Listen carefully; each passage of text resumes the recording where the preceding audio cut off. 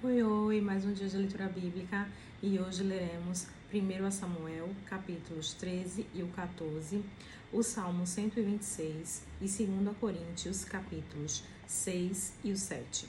Amém? Antes de iniciar, fala com o Senhor, faz uma oração, pede discernimento e compreensão da palavra. Amém? Vamos lá?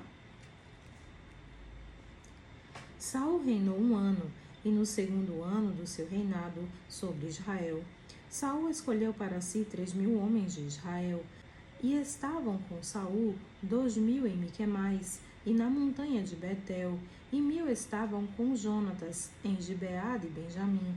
E o resto do povo despediu, cada um para sua casa. E Jonatas feriu a guarnição dos filisteus, que estava em Gibeá, o que os filisteus ouviram. Pelo que Saul tocou a trombeta por toda a terra, dizendo: Ouçam os hebreus. Então todo Israel ouviu dizer: Saul feriu a guarnição dos filisteus, e também Israel se fez abominação aos filisteus. Então o povo foi convocado para junto de Saul em Gilgal. E os filisteus se ajuntaram para pelejar contra Israel.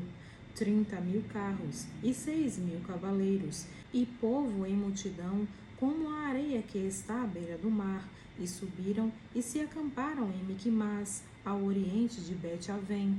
Vendo, pois, os homens de Israel que estavam em apuros, porque o povo estava angustiado, o povo se escondeu pelas cavernas, e pelos espinhais, e pelos penhascos, e pelas fortificações, e pelas covas. E alguns dos hebreus passaram o Jordão para a terra de Gade e de Gileade, e estando Saul ainda em Gilgal, todo o povo ia atrás dele tremendo.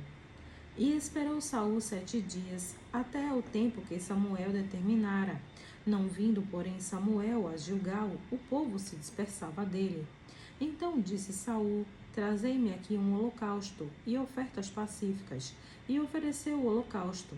E sucedeu que, acabando ele de oferecer o holocausto, eis que Samuel chegou, e Saul lhe saiu ao encontro para o saudar. Então disse Samuel: Que fizeste? Disse Saul: Porquanto via que o povo se espalhava de mim, e tu não vinha nos dias aprazados, e os filisteus já se tinham ajuntado em Miquimais, eu disse: Agora descerão os filisteus sobre mim a Gilgal, e ainda a face do Senhor não orei, e constrangi-me e ofereci sacrifício. Então disse Samuel a Saul: Procedeste neciamente, e não guardaste o mandamento que o Senhor teu Deus te ordenou, porque agora o Senhor teria confirmado o teu reino sobre Israel para sempre. Porém agora não subsistirá o teu reino, já tem buscado o Senhor para si um homem segundo o seu coração, e já lhe tem ordenado o Senhor que seja capitão sobre o seu povo, porquanto não guardaste o que o Senhor te ordenou. Então se levantou Samuel e subiu de Gilgal a Gibeá de Benjamim. E Saul contou o povo que se achava com ele, uns 600 homens. E Saul e Jonatas, seu filho, e o povo que se achou com eles, ficaram em Gibeá de Benjamim. Porém os filisteus se acamparam em Miquimais. E os saqueadores saíram do campo dos filisteus em 3 companhias. Uma das companhias foi pelo caminho de Ofra à terra de Saul. Outra companhia seguiu pelo caminho de Bet-Horon, e a outra companhia foi pelo caminho do termo que dá para o vale Zeboim, na direção do deserto. E em toda a terra de Israel nenhum ferreiro se achava, porque os filisteus tinham dito, para que os hebreus não façam espada nem lança. Por isso todo Israel tinha que descer aos filisteus, para amolar cada um a sua relha, e a sua enxada, e o seu machado, e o seu sancho. Tinham, porém, limas para os seus sanchos, e para as suas enxadas, e para as forquilhas de 3 dentes, e para os machados, e para consertar as aguilhadas. E sucedeu que, no dia da peleja, não se achou nem espada nem lança na mão de todo o povo que estava com Saul e com Jonatas. Porém acharam-se com Saul e com Jonatas seu filho. E seguiu a guarnição dos filisteus ao desfiladeiro de Miquimais. 1 Samuel, capítulo 14. E sucedeu, pois, que um dia disse Jonatas, filho de Saul, ao moço que lhe levava as armas: Vem, passemos a guarnição dos filisteus, que está lá daquele lado. Porém não os fez saber a seu pai. E estava Saul à extremidade de Gibeá, debaixo da romeira que havia em Migron. E o povo que estava com ele era uns 600 homens. E Aias, filho de Aitube, irmão de Icabode, e filho de Finéas, filho de Eli, sacerdote do Senhor em Siló, trazia o efode. Porém o povo não sabia que Jonatas tinha ido. E entre os desfiladeiros pelos quais Jonatas procurava passar a guarnição dos filisteus, deste lado havia uma penha aguda, e do outro lado uma penha aguda. E era o nome de uma Bozés, e o da outra Sené. Uma penha para o norte estava defronte de Miquimais, e a outra para o sul, defronte de Gibeá. Disse, pois, Jonatas ao moço que lhe levava as armas: Vem, passemos a guarnição destes circuncisos. Porventura operará o Senhor por nós, porque para com o Senhor nenhum impedimento há de livrar, com muitos ou com poucos. Então o seu pajem de arma lhe disse: Faze tudo o que tens no coração. Segue, eis-me aqui contigo, conforme o que quiseres. Disse, pois, Jonatas: Eis que passamos aqueles homens, e nos revelaremos a eles. E nos disseram assim: Parai até que cheguemos a vós. Então ficaremos no nosso lugar, e não subiremos a eles. Porém, se disserem: Subi a nós, então subiremos, pois o Senhor os tenha entregado nas nossas mãos, e isto nos será por sinal. Revelando-se eles à guarnição dos filisteus, disseram os filisteus: Eis que já os hebreus saíram das cavernas em que se tinham escondido. E os homens da guarnição responderam a Jonatas e ao seu pajem de armas, e disseram: Subi a nós, e nós vos ensinaremos uma lição. E disse Jonatas ao seu pajem de armas: Sobe atrás de mim, porque o Senhor os tem entregado na mão de Israel. Então subiu Jonatas com os pés e com as mãos, e o seu pajem de armas atrás dele. E os filisteus caíam diante de Jonatas, e o seu pajem de arma os matava atrás dele. E sucedeu esta primeira derrota, em que Jonatas e o seu pajem de armas feriram os 20 homens, em cerca de meia geira de terra que uma junta de bois podia lavrar. E houve tremor no arraial, no campo e em todo o povo. Também a mesma guarnição e os saqueadores tremeram. Até a terra se estremeceu, porquanto era tremor de Deus. Olharam, pois, as sentinelas de Saul em Gibeá de Benjamim, e eis que a multidão se dissolvia, e fugia para cá e para lá. Disse então Saul ao povo que estava com ele: Ora, contai, e vede quem é que saiu dentre nós. E contaram, e eis que nem Jonatas nem o seu pajem de arma estavam ali. Então Saul disse a Aias: Traze aqui a arca de Deus, porque naquele dia estava a arca de Deus com os filhos de Israel. E sucedeu que, estando Saul ainda falando com o sacerdote, o alvoroço que havia no arraial dos filisteus ia crescendo muito e se multiplicava, pelo que disse Saul ao sacerdote: Retira a tua mão. Então Saul e todo o povo que havia com ele se reuniram e foram à peleja. E eis que a espada de um era contra o outro, e houve muito grande tumulto. Também com os filisteus havia hebreus, como dantes, que subiam contra eles ao arraial em redor. E também estes se juntaram com os israelitas que estavam com Saul e Jonatas. Ouvindo, pois, todos os homens de Israel que se esconderam pela montanha de Efraim, que os filisteus fugiam, eles também os perseguiram de perto na peleja. Assim livrou o Senhor a Israel naquele dia, e o arraial passou a Bet-Avém.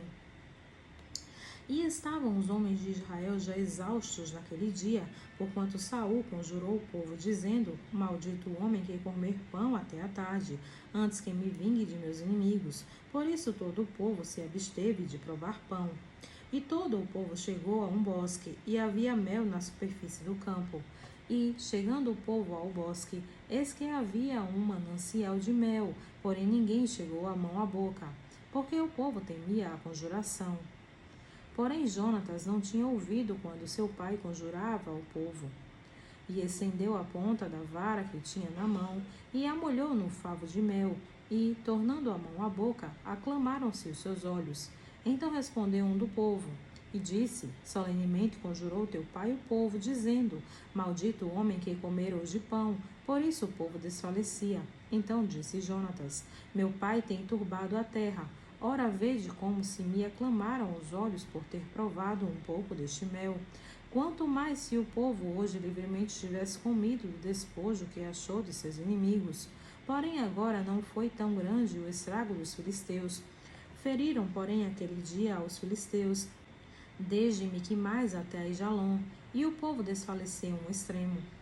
Então o povo se lançou ao despojo, e tomaram ovelhas, e vacas, e bezerros, e os degolaram no chão, e o povo os comeu com sangue.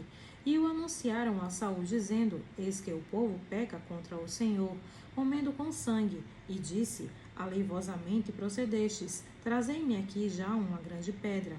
Disse mais Saul: Dispersai-vos entre o povo, e dizei-lhes: Trazei-me cada um o seu boi, e cada um a sua ovelha, e degolai-os aqui, e comei, e não pequeis contra o Senhor, comendo com sangue. Então todo o povo trouxe de noite, cada um pela sua mão, o seu boi, e os degolaram ali. Então edificou Saul um altar ao Senhor. Este foi o primeiro altar que edificou ao Senhor. Depois disse Saul: Desçamos de noite atrás dos filisteus, e despojemo-os, até que amanheça o dia, e não deixemos dele um só homem. E disseram: Tudo que parecer bom aos teus olhos faze. Disse, porém, o sacerdote: Cheguemo-nos aqui a Deus. Então consultou Saul a Deus, dizendo: Descerei atrás dos filisteus? Entregá-lo-ás na mão de Israel? Porém, aquele dia não lhe respondeu. Então disse Saul: Chegai-vos para cá, todos os chefes do povo, e informai-vos, e vede em que se cometeu hoje este pecado. Porque vive o Senhor que salva a Israel, que ainda que seja em meu filho Jonatas, certamente morrerá. E nenhum de todo o povo lhe respondeu. Disse mais a todo Israel: Vós estareis de um lado, e eu e meu filho Jonatas estaremos de outro lado. Então disse o povo a Saul: Faze o que parecer bem aos teus olhos. Falou, pois, Saul ao Senhor Deus de Israel: Mostra o inocente. Então Jonatas e Saul foram tomados por sorte, e o povo saiu livre. Então disse Saul: Lançai a sorte entre mim e Jonatas, meu filho. E foi tomado Jonatas. Disse então Saul a Jonatas: Declara-me o que tens feito. E Jonatas lhe declarou e disse: Tão somente provei um pouco de mel com a ponta da vara que tinha na mão. Eis que devo morrer? Então disse Saul: Assim me faça Deus, e outro tanto, e com certeza morrerás, Jonatas. Porém o povo disse a Saul: Morrerá Jonatas, que efetuou tão grande salvação em Israel? Nunca tal suceda, vive o Senhor, que não lhe dá de cair no chão um só cabelo da sua cabeça, pois com Deus fez isso hoje. Assim o povo livrou a Jonatas para que não morresse. E Saul deixou de seguir os filisteus, e os filisteus se foram ao seu lugar. Então tomou Saul o reino sobre Israel, e pelejou contra todos os seus inimigos em redor, contra Moabe, e contra os filisteus de Amon, e contra Edom, e contra os reis de Zobar, e contra os filisteus, e para onde quer que se tornava executava castigo. E ouve-se valorosamente, e feriu aos amalequitas, e liberou a Israel da mão dos que saqueavam. E os filhos de Saul eram Jonatas e Isvi, e Malquizua, e os nomes de suas duas filhas eram estes: o da mais velha Merabe, e o da mais nova Milcal. E o nome da mulher de Saul é Noã, filha de Aimaas, e o nome do capitão do exército, Abner, filho de Ner, tio de Saul. E Quis, pai de Saul, e Ner, pai de Abner, eram filhos de Abiel. E houve uma forte guerra contra os filisteus todos os dias de Saul. Por isso Saul a todos os homens valentes e valorosos que via, os agregava a si. Salmo 126.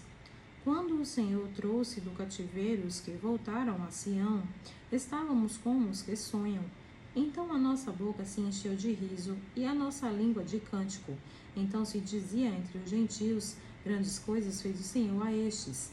Grandes coisas fez o Senhor por nós, pelas quais estamos alegres. Trazei-nos outra vez, ó Senhor, do cativeiro, como as correntes das águas no sul. Os que semeiam em lágrimas cegarão com alegria. Aquele que lava a preciosa semente, andando e chorando, voltará, sem dúvida, com alegria, trazendo consigo seus molhos. 2 Coríntios, capítulo 6. E nós, cooperando também com ele, vos exortamos a que não recebais a graça de Deus em vão, porque diz: ouve-te em tempo aceitável, e socorri-te no dia da salvação. Eis aqui agora o tempo aceitável, eis aqui agora o dia da salvação.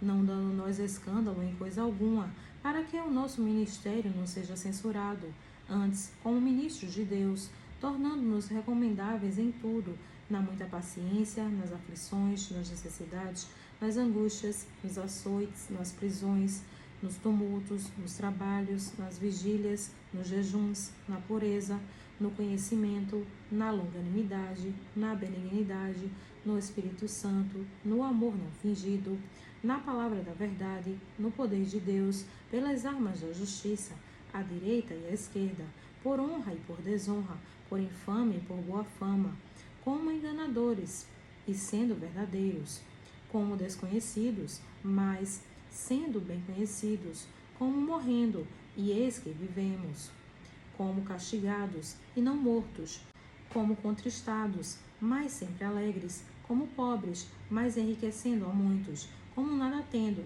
e possuindo tudo. Ó Coríntios, a nossa boca está aberta para vós, o nosso coração está dilatado. Não estáis estreitados em nós, mas estáis estreitados nos nossos próprios afetos. Ora, em recompensa disto, falo como a filhos, dilatai-vos também vós. Não vos prendais a um jugo desigual com os infiéis, porque que sociedade tem a justiça com a injustiça, e que comunhão tem a luz com as trevas, e que concórdia há entre Cristo e Belial, ou que parte tem o fiel com o infiel, e que consenso tem o templo de Deus com os ídolos, porque vós sois o templo de Deus vivente, como Deus disse, neles habitarei, e entre eles andarei, e eu serei o seu Deus, e eles serão o meu povo. Por isso saí do meio deles, e apartai-vos, diz o Senhor, e não toqueis nada imundo, e eu vos receberei, e eu serei para vós pai, e vós sereis para mim filhos e filhas, diz o Senhor Todo-Poderoso. 2 Coríntios, capítulo 7. Ora, amados, pois que temos tais promessas, purifiquemo-nos de toda a imundícia da carne e do espírito, aperfeiçoando a santificação no temor de Deus. Recebei-nos em vossos corações, a ninguém agravamos, a ninguém corrompemos, de ninguém busquemos o nosso proveito. Não digo isto para a vossa condenação, pois já antes tinha dito que estáis em nossos corações para juntamente morrer e viver. Grande é a ousadia da minha fala para convosco, e grande a minha glória a respeito de vós. Estou cheio de consolação, transbordo de gozo em todas as nossas tribulações, porque, mesmo quando chegamos à Macedônia, a nossa carne não teve repouso algum, antes, em tudo fomos atribulados, por fora combates, temores por dentro. Mas Deus, que consola os abatidos, nos consolou com a vinda de Tito, e não somente com a sua vinda, mas também pela consolação com que foi consolado por vós, contando-nos as vossas saudades, o vosso choro, o vosso zelo por mim, de maneira que muito me regozijei. Porquanto, ainda que vos contristei com a minha carta, não me arrependo, embora já me tivesse arrependido por ver que aquela carta vos contristou, ainda que por pouco tempo. Agora folgo, não porque fostes contristados, mas porque fostes contristados para arrependimento, pois fostes contristados segundo Deus, de maneira que por nós não procedestes dano em coisa alguma. Porque a tristeza segundo Deus opera arrependimento para a salvação, da qual ninguém se arrepende, mas a tristeza do mundo opera a morte. Porque quanto cuidado não produziu isto mesmo em vós que, segundo Deus, fostes contristados? Que apologia, que indignação, que temor, que saudades, que zelo, que vingança. Em tudo mostrastes estar puros neste negócio. Portanto, ainda que vos escrevi, não foi por causa do que fez o agravo, nem por causa do que sofreu o agravo, mas para que o vosso grande cuidado por nós fosse manifesto diante de Deus. Por isso fomos consolados pela vossa consolação, e muito mais nos alegramos pela alegria de Tito, porque o seu espírito foi recriado por vós todos. Porque, se em alguma coisa me gloriei de vós para com ele, não fiquei envergonhado. Mas, como vos dissemos, tudo com verdade, também a nossa glória para com Tito se achou verdadeira. E o seu estranhável afeto para convosco é mais abundante, lembrando-se da obediência de vós todos, e de como o recebestes com temor e tremor. Regozijo-me de em tudo poder confiar em vós. Amém.